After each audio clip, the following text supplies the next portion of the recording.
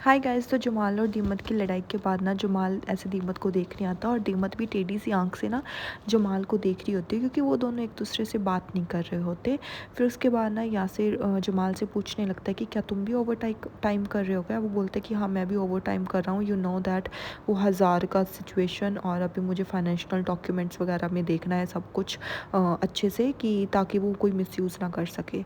तो तभी उसकी नज़र ना फिर से दीमत पर जाती है, तो वो दीमत को देखता है कि वो काफ़ी अपसेट है, तो वो दीमत के पास आ जाता है। फिर तो वो दीमत को पूछता है कि मतलब क्या तुम अभी यहीं पर रहोगी। पर दीमत ये सोच रही होती है कि तुमने मुझे हर्ट किया, काश तुम मुझसे अपोलोजाइज़ करते और ये सिचुएशन हम सॉल्व कर लेते। बहन तू भी तो उससे सॉरी बोलना, तूने भी तो उससे सच छुपाया है, तू क्यों ये उम्मीद कर रही है कि वही तुमसे सॉरी बोले।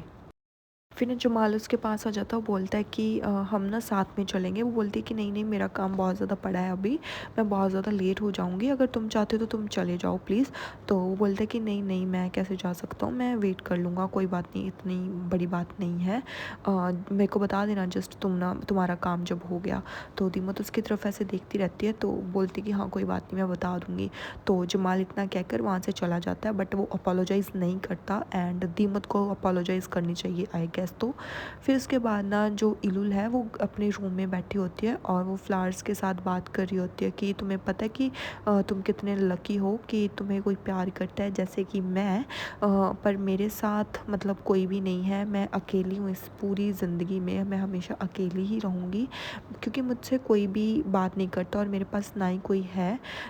फिर उसके बाद ना वो खुद ही कहती है कि अब तुम्हारे पास तो ब्रदर है ना। वो बोलती है कि नहीं नहीं, मेरे पास कोई ब्रदर नहीं है, वो मुझ पर गिव अप कर चुका है बहुत सालों पहले, और वो मुझे भूल भी चुका है, और अब वो वापस आकर ये एक्टिंग कर रहा है कि वो मेरा बड़ा भाई है। तभी आतिश रूम में आ जाता है इलुल के लिए खाना लेकर। तो जैसे वो नॉक करता है तो इलुल मतलब खड़ी होकर उसको देखने लगती है। वो बोलता है कि इलुल मैं तुम्हारे लिए खाना लेकर आया था। यार यहाँ पर ये कितना क्यूट लग रहा है ना।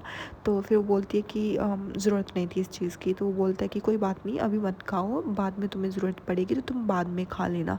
तो इतना कहकर वो मतलब इलुल की तरफ ऐसे देखने लगता है और इलुल को पकड़ लेता है और बोलता है कि इलुल क्या हम बात कर सकते हैं। पर इलुल की ना आंखों में ऐसे आंसू आ जाते हैं, क्योंकि उसको वापस से पुरानी मतलब बातें याद आने लगती हैं। तो वो उसको बोलती है कि बिल्कुल भी नहीं, मैं 5 साल की इलुल नहीं हूँ, अब मैं बड़ी हो चुकी हूँ, वो इलुल चली गई। तो वो बोलता है कि चलो ठीक है, अगर छोटी इलुल चली गई है तो मुझे बड़ी इलुल के बारे में बता दो। तो वो कुछ नहीं बोलती, तो आतिश वहाँ से आ जाता है और इलुल ना अपने रूम में बैठकर ऐसे रोने लगती है, और जो खाना मतलब आतिश लेकर आया होता है ना, वो रोते रोते खाने लगती है। भाई मेरी मम्मी भी जब मेरे को ऐसे पीटती होती है ना, मैं भी ऐसे रोते रोते खाना खाती थी। किस किस को ऐसे मार पड़ी अपनी मम्मा से। मेरे को मतलब एक बार पड़ी है बस, उसके बाद नहीं। फिर उसके बाद ना मतलब जो सालिहा है वो ऐसे काली बिल्ली को ऐसे बोल रही होती है कि इलुल ये चाहती है कि मैं यहीं पर रहूं, और ये बहुत बड़ा मेंशन है और मुझे ऐसे लगता है कि तुम्हारे लिए भी काफ़ी होगा, मेरे लिए भी काफ़ी होगा। तो काली बिल्ली बोलती है कि मुझे मजबूर मत कर तुम्हारे साथ कुछ करने के लिए। तभी मरजान वहाँ पर आ जाती है और वो वहाँ से चली जाती है, और जो मतलब काली बिल्ली है वो भी वहाँ से चली जाती है। तो बेसिकली मरजान ना यहाँ पर आतिश को ढूंढ रही होती है और सोच रही होती है कि ये कहाँ पर चला गया। तो आतिश भी देख लेता है कि मरजान उसको ढूंढ रही है, तो वो मरजान के पास आता है और बोलता है कि क्या तुम मुझे ढूंढ रही थी। वो बोलती कि नहीं, मैं तुम्हें नहीं ढूंढ रही थी। और वो ना वहाँ से एक पौधा उठा लेती है और वो पौधे के बारे में बोलती है कि मैं तो इसको ढूंढ रही थी। तो वो बोलता है कि ओ अच्छा ठीक है, तुम इस पौधे को ढूंढ रही थी। तो मरजान कहती है कि हाँ, क्योंकि इसको मैंने पानी देना है और इसकी ना मिट्टी चेंज करनी है एक्चुअली मुझे, तो इसीलिए मैं इसको ढूंढ रही थी। फिर ना आतिश उसको चिढ़ाने लगता है कि ओ तुम तो मुझे देखना नहीं चाहती थी ना, मैं फिर से तुमसे मिल लिया, और कोई बात नहीं, आई एम सो सॉरी, मैं तुम्हारे सामने आ गया, मैं चला जाता हूँ यहाँ से। तो वो बोलती कि हाँ तुम मुझे ढूंढ रहे थे ना। तो वो बोलता है कि बिल्कुल भी नहीं। तो वो आतिश बोलता है कि तुम मुझे ढूंढ रही थी ना। वो बोलती कि बिल्कुल भी नहीं। तो फिर आतिश ना उसको ऐसे फिर से चिढ़ाने के लिए बोलता है कि शायद तुम्हारा दिमाग का मैप ना मेरी तरफ ही तुम्हें लेकर आ रहा था, पर तुम यहाँ पर स्टक हो गई हो। तभी वहाँ पर आ जाता है बुराक। तो बुराक को देखकर वो दोनों अलग हो जाते हैं। तो बुराक उनके पास आता है और बोलता है कि आई एम रियली सॉरी, पहले भाई तू कांड कर दिया कर, बाद में इनको फंसा दिया कर, फिर आकर बोलने लग जा आई एम रियली सॉरी, पहले क्यों कांड किया था इतना बड़ा। तो वो उससे ना माफ़ी मांग रहा होता है, और पीछे से ऐसे इलुल आती है और इलुल देख लेती है और उनकी ना सारी बातें सुन लेती है। लेती है और बुराक को ऐसे बात करते हुए सुन लेती है और मतलब वो कुछ नहीं बोलती, वहीं पर खड़ी होकर सारी बात सुनती रहती है।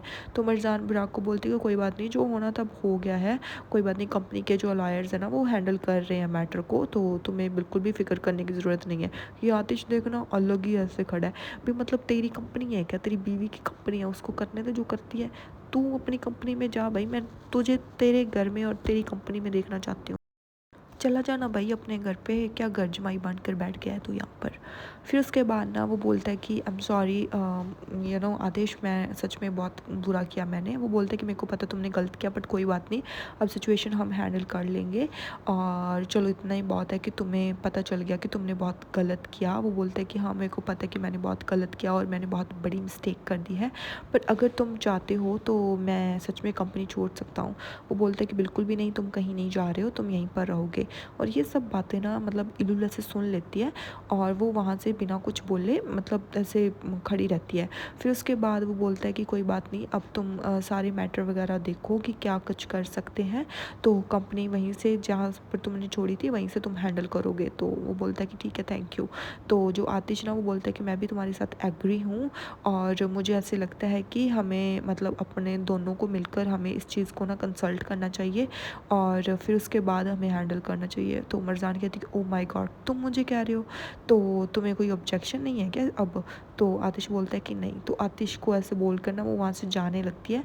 तो आतिश उसको बुलाता है, बोलता है कि मरजान तुम ये भूल गई थी। तो उसके हाथ में ना वहीं प्लांट दे देता है और मरजान वो प्लांट पकड़कर मतलब वहाँ से जाने लगती है और आतिश भी पीछे ना ऐसे हंसता हंसता हुआ आ रहा होता है, क्योंकि उसको पता था कि बेसिकली ढूंढ तो वो उसी को रही थी। और इधर मतलब इलुल को हज़ार कॉल कर लेता है, गैस यार हज़ार फॉलोइंग इन लव विद इलुल, कहीं इलुल ना मतलब इसके प्यार के चक्कर में पड़ जाए, कहीं हमें स्टोरी मतलब इनके प्यार की देखनी पड़ जाए। मैं नहीं देखना चाहती, मैं तो जमाल दीमत और आतिश और मरजान की लव स्टोरी देखना चाहती हूँ। हाँ अगर इनकी रोमांटिक हुई तो इनकी भी देख लूँगी थोड़ी बहुत, बट उनकी ज़्यादा देखना चाहती हूँ मैं।